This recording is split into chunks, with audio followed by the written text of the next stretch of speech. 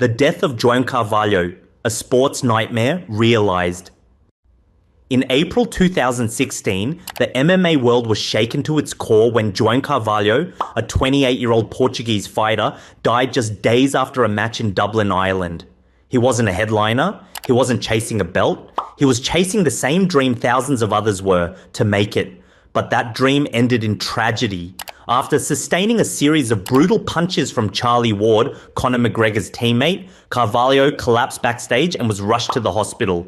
He never woke up. The post-fight coverage was less about the result and more about the haunting footage of McGregor, visibly disturbed, pacing cage side and later condemning the referee for not stopping the fight earlier. The outcry wasn't just from fans. Medical professionals questioned the absence of proper regulation in Irish MMA.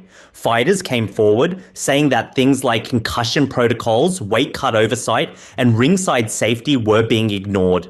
Carvalho's death became a chilling catalyst. It forced regulators and promotions to reassess their responsibilities or risk more deaths in the name of entertainment.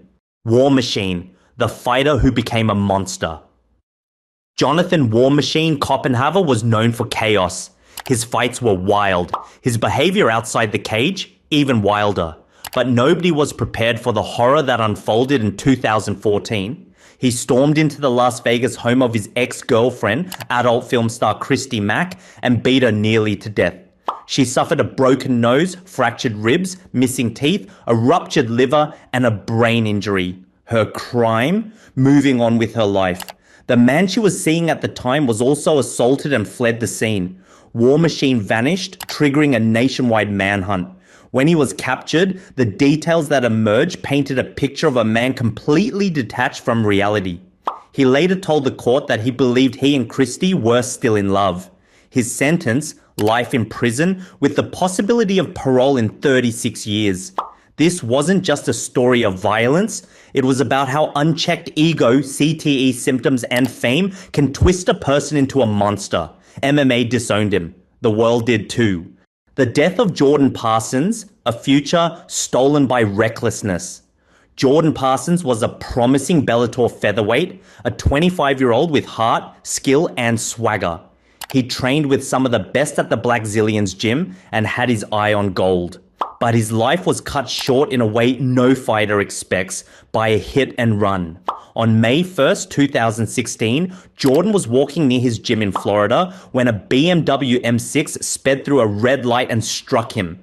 The driver fled, leaving Parsons critically injured. Doctors had to amputate his leg. He died days later, the man behind the wheel. A privileged 28-year-old named Dennis Wright, driving without a license, high on drugs, and above the law, at least in his mind. He was eventually caught and sentenced to prison. Parsons' death wasn't just a tragedy, it exposed how even the most disciplined, battle-tested athletes are vulnerable to society's worst elements. The Octagon didn't claim his life, carelessness did. The Fallon Fox Controversy, identity, violence, and the fight for fairness. Fallon Fox shattered barriers as the first openly transgender MMA fighter, but also cracked open one of the most divisive debates the sport has ever seen. After transitioning and competing in women's divisions, Fox racked up wins, including a brutal TKO that left her opponent with a shattered orbital bone and a concussion. The aftermath was chaos. Headlines screamed everything from trailblazer to biological cheater. Fighters like Joe Rogan, Ronda Rousey, and Matt Mitrione publicly spoke against her, citing unfair biological advantages.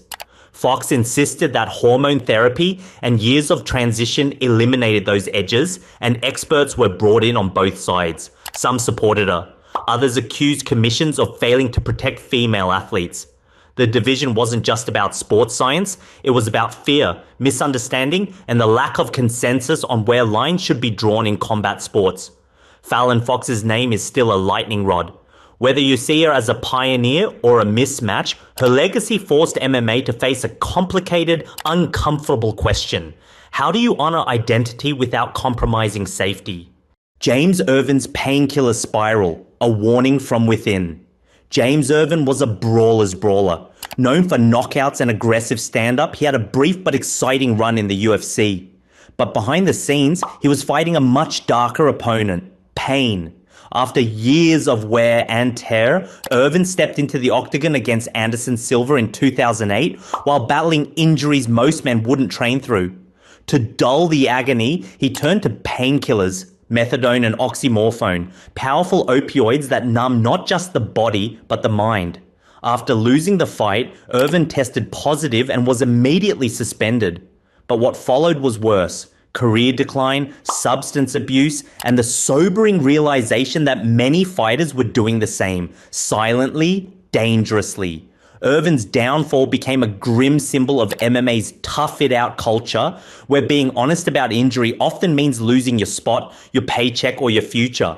Painkillers became shortcuts, and shortcuts became addictions. Irvin was one of the first to get caught, but far from the last. Domestic violence in MMA. A pattern that can't be ignored. It's the shadow nobody wants to talk about.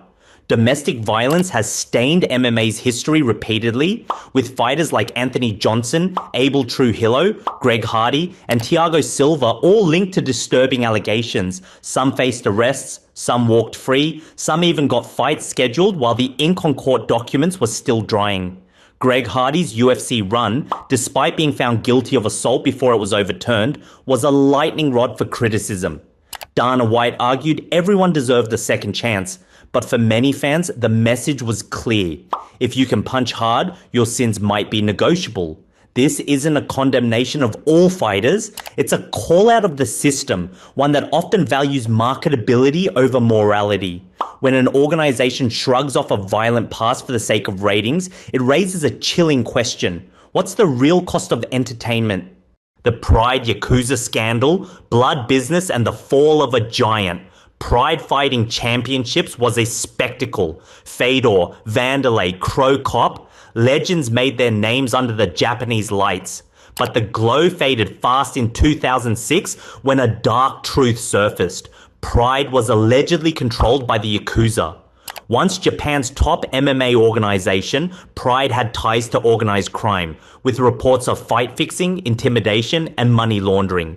Sponsors bailed instantly. TV networks pulled the plug, fighters fled, and within a year, Pride was gone. The UFC swooped in and bought its assets, but what was lost was bigger than contracts or belts, it was culture. Pride had a mystique no promotion has ever replicated.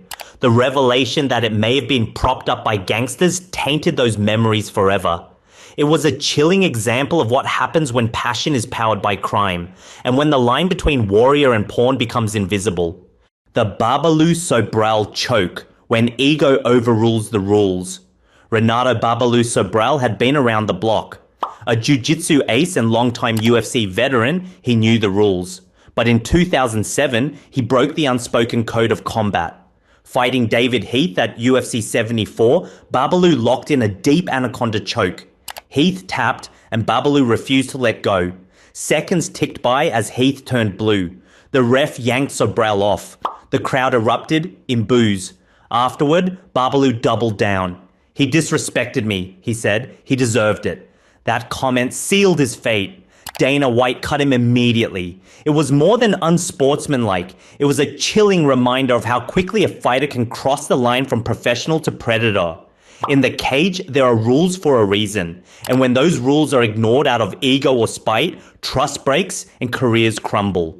Jon Jones, greatness undone by self-destruction. Jon Bones.